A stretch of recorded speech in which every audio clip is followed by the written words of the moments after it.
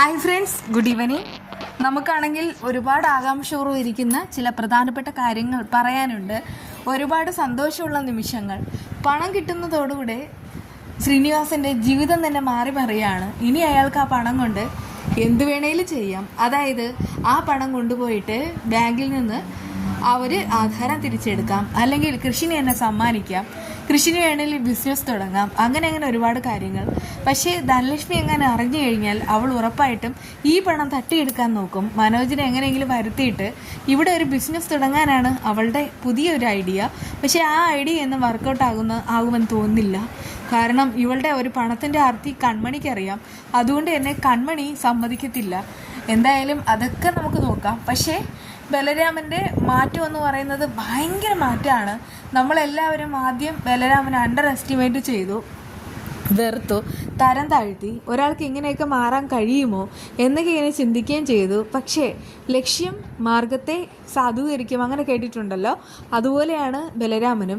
അതായത് തനിക്കൊരു ലക്ഷ്യമുണ്ട്. ആ ഒരു ലക്ഷ്യത്തിലൂടെ എന്തും നേടാൻ അയാൾക്ക് സാധിക്കും. അയാളാണെങ്കിൽ കര തീരുന്ന ഒരു അടിപൊളി ബിസിനസ്മാനാണ്. സാഗറിനേക്കാളും ഇരട്ടിയായിട്ട് അയാൾ ഓരോന്ന് ചെയ്ത് എടുത്തിട്ടുമുണ്ട്. അതിൻ്റേതായിട്ടുള്ള പ്രാക്ടീസും കാര്യങ്ങളും എല്ലാം ഈ ബലരാമനുണ്ട്. അതുകൊണ്ട് തന്നെ മാനസയും അവളുടെ അച്ഛനെയും ഇനിയിപ്പോൾ തറ പറ്റിക്കാൻ പോകുന്ന ചില ഐഡിയകളുമായിട്ടാണ് ബലരാമൻ വരുന്നത്. നമുക്ക് ആദ്യമൊന്നും ബലരാമൻ അങ്ങോട്ട് ഉൾക്കൊള്ളാനായിട്ട് കഴിയില്ല. കാരണം കൃഷിനെ അപമാനിച്ചു, അതുപോലെ തന്നെ കൺമണി അപമാനിച്ചു. പ്രത്യേകിച്ച് സാഗറിൻ്റെ കുടുംബമായിട്ട് ബന്ധപ്പെട്ട എല്ലാവരെയും ബലരാമൻ തഴയുകയും അത് മാനസയുടെയും ജയമോഹൻ്റെ മുന്നിൽ വെച്ച് അവരെ അപമാനിക്കുകയും ഒക്കെ ചെയ്യുന്നുണ്ടല്ലോ. ഇവിടെയും ആ വലിയൊരു ബോർഡ് മീറ്റിംഗ് വിളിച്ചു കൂട്ടുകയാണ്.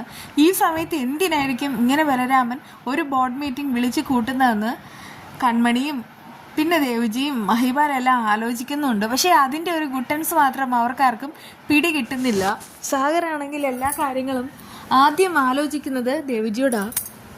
ദേവജി സമ്മതിക്കുകയാണെങ്കിൽ മാത്രം സാഗർ ബാക്കിയുള്ള കാര്യങ്ങൾ നേരിട്ട് എടുത്തു ചെയ്യും. പക്ഷേ ഇവിടെ ബലരാമന് അങ്ങനെ ഒരു തലതൊട്ടപ്പനോ ഗോഡ് ഫാദറോ ഒന്നുമില്ല.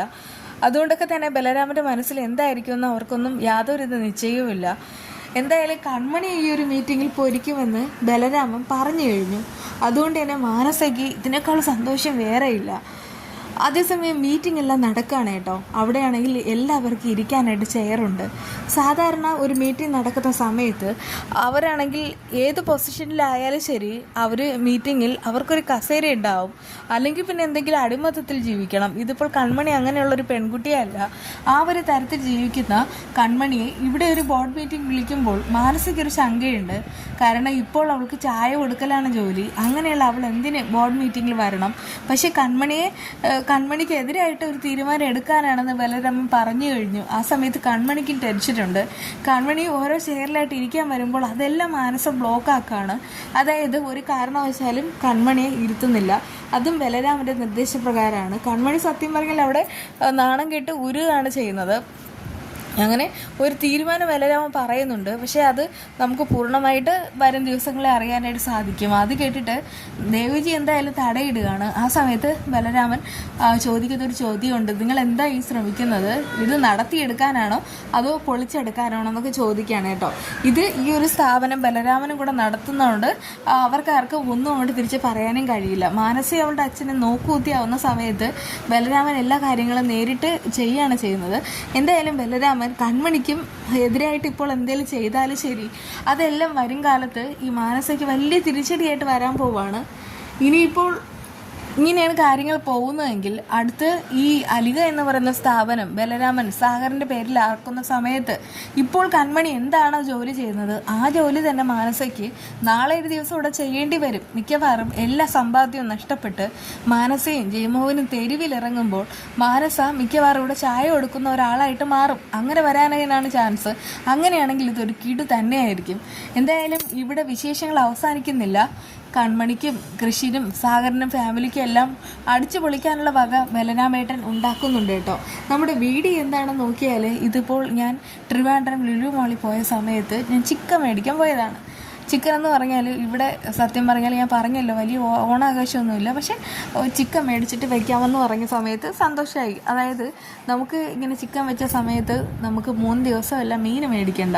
മീൻ മേടിച്ചാലാണെങ്കിൽ അത് പിന്നെ വയ്ക്കാൻ ഭയങ്കര പാടല്ലേ. ഇതിപ്പോൾ ചിക്കൻ മേടിച്ചിട്ട് വെച്ചിട്ട് ഫ്രീസറിൽ മാറ്റി വെച്ച് കഴിഞ്ഞാൽ ഒരു 2 ദിവസം എല്ലാം കൂളായിട്ട് കഴിക്കാൻ പറ്റും. അത് എനിക്കൊരു സന്തോഷം. കാരണം വേറെ ഭയങ്കര മടിയൊന്നും ആയിട്ടല്ല, പിന്നെ ഞാനിങ്ങനെ വീഡിയോസൊക്കെ ചെയ്യുന്നതല്ലേ, അതുകൊണ്ട് ഒരുപാട് അങ്ങോട്ട് സമയം കിട്ടില്ല. അതുകൊണ്ടൊരു സന്തോഷം, അങ്ങനെ മേടിക്കാൻ പോയത്. പക്ഷേ കണ്ടില്ലേ, ഭയങ്കരമായിട്ട് ലാഭത്തിനാണ് കിട്ടിയത്. 1.5 കിലോ ചിക്കൻ ഉണ്ടായിരുന്നു, അത് 450 രൂപയ്ക്കാണ് കിട്ടിയത്. നല്ലതാട്ടോ, ഫ്രഷാണ്.